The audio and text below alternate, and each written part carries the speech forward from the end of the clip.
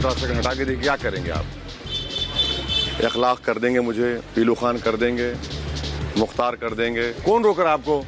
अरे भाई 15 सेकंड आप उनको बोलिए कि मैं आ जाता हूँ, 1 घंटा ठहर जाता हूँ, कर दीजिए जो करना है।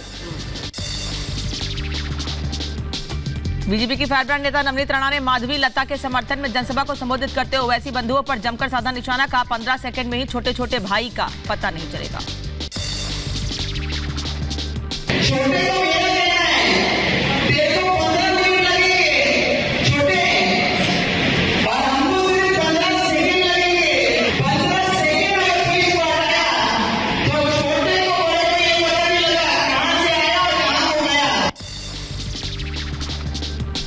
बीजेपी नेता नवनीत राणा के बयान पर एआईएमआईएम प्रवक्ता वारिस पठान का पलटवार। अमरावती से बुरी तरह हार रहे हैं नवनीत राणा, सदमा लगने की वजह से दे रही हैं इस तरह का बयान। अमरावती से बुरी तरह से चुनाव हार रही है और अमरावती से आनंदराज अंबेडकर जी चुनाव भारी अक्सरियत के साथ जीत। ये जो उनको ये झटका पड़ा है, ये जो सदमा उनके दिमाग में लगा है, वो बर्दाश्त नहीं कर सक रही है। नवनीत राणा के बयान पर शिवसेना उद्धव गुट के नेता आनंद दुबे का पलटवार। कहा नवनीत राणा और ओवैसी की भाषा एक, देश सब देख रहा है।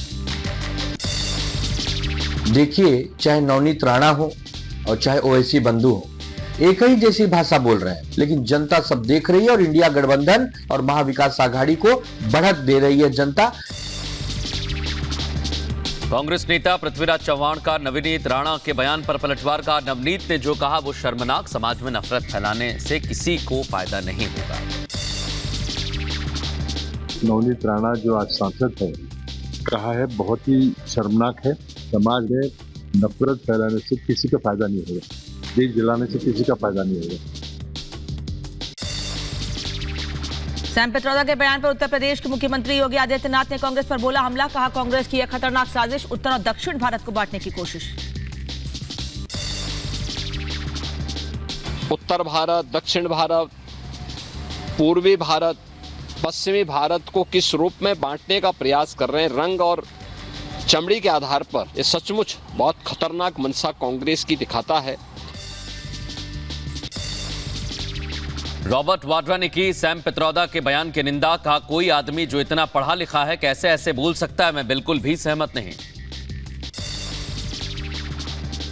बकवास है, मतलब मुश्किल है, और उनको रिटायर कर दिया, मैं बहुत खुश हूँ।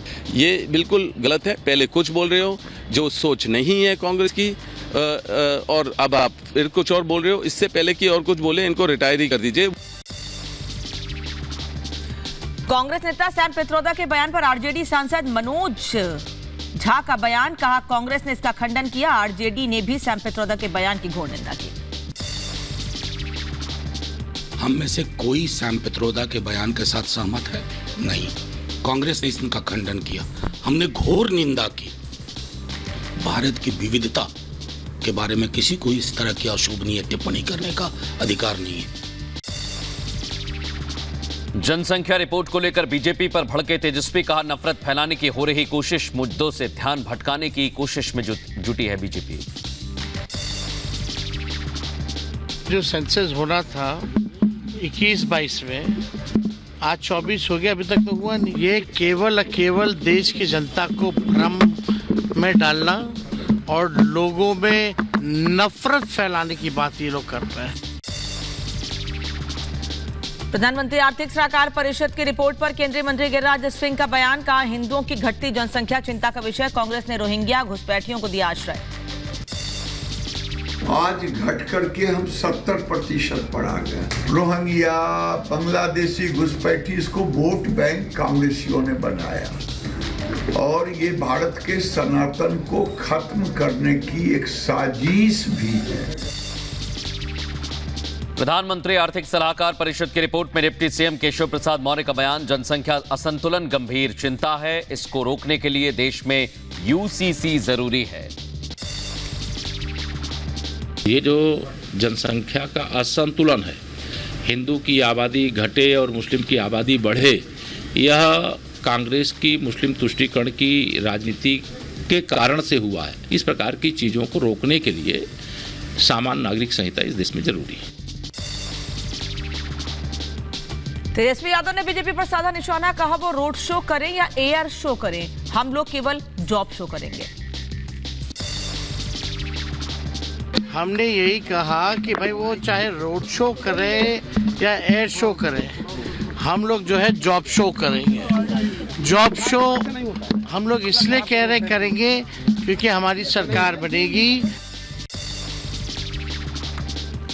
आरजेडी नेता मृत्युंजय तिवारी ने बीजेपी पर तंज कसा, कहा राहुल और तेजस्वी से घबराई बीजेपी, 4 जून को बीजेपी का सारा शो खत्म हो जाएगा। राहुल गांधी जी और तेजस्वी यादव जी से बीजेपी घबराई हुई है और बीजेपी ने हार स्वीकार कर ली है। केंद्रीय मंत्री गिरिराज सिंह का कांग्रेस पर हमला, कहा अंग्रेजों ने हिंदू मुसलमान में बांटा, कांग्रेस भारत को बांटने का काम कर रही है, सोनिया गांधी और राहुल गांधी को देश से माफी मांगनी चाहिए। दक्षिण भारत उत्तर भारत में बांटते हैं, ये भारत का अपमान है। अगर ऐसी बातें वो की है तो राहुल गांधी को, सोनिया गांधी को देश से माफी मांगना चाहिए। बीजेपी नेता शहजाद पूनावाला ने राहुल गांधी पर आदिवासी समाज का अपमान करने का आरोप लगाया, कहा आदिवासी समाज का अपमान कांग्रेस और राहुल गांधी की पहचान बन चुकी है। आदिवासी समाज का अपमान यही कांग्रेस पार्टी और राहुल गांधी की पहचान बन चुकी है। हरियाणा सरकार पर पूर्व डिप्टी सीएम दुष्यंत चौटाला का बयान, कहा अगर सरकार के पास बहुमत नहीं है तो प्रदेश में राष्ट्रपति शासन लगना चाहिए।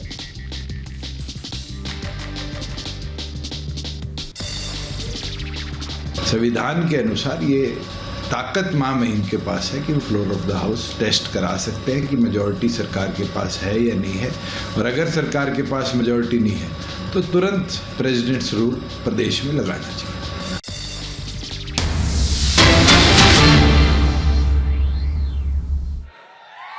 भाई और बहनों, मोदी जी ने कश्मीर से धारा 370 को समाप्त कर कश्मीर में हमेशा के लिए तिरंगा लहराता रहे, ऐसा काम हमारे नेता नरेंद्र मोदी जी ने किया है। మోదీ జీ ఆర్టికల్ 370 370వ అధికరణాన్ని తొలగించడం ద్వారా కాశ్మీరులో త్రివర్ణ పతాకం రెపరెపలాడేలా చేశారు। సదా సర్వదా కశ్మీర్ మనదేనని ఆయన చెప్పారు। भाइयों बहनों, मोदी जी ने इस देश से आतंकवाद को समाप्त किया है। మిత్రులారా, మోదీజీ ఈ దేశంలో ఉగ్రవాదాన్ని తీవ్రవాదాన్ని పరిపూర్ణంగా సమాప్తం చేశారు। मोदी जी ने इस देश से नक्सलवाद को समाप्त किया है। మోదీ గారు ఈ దేశం నుంచి నక్సలైట్ సిద్ధాంతం ఏదైతే ఉందో, మావోయిస్ట్ ఆలోచన విధానం ఏదైతే ఉందో దానిని కూడా సమాప్తం చేశారు। और मोदी जी ने इस देश को सुरक्षित बनाया है। మోదీ గారు ఈ దేశాన్ని సురక్షితం చేశారు। और दूसरी ओर Congress party, BRS party, Owaisi की पार्टी, भाइयों बहनों मुझे बताओ, कांग्रेस और बीआरएस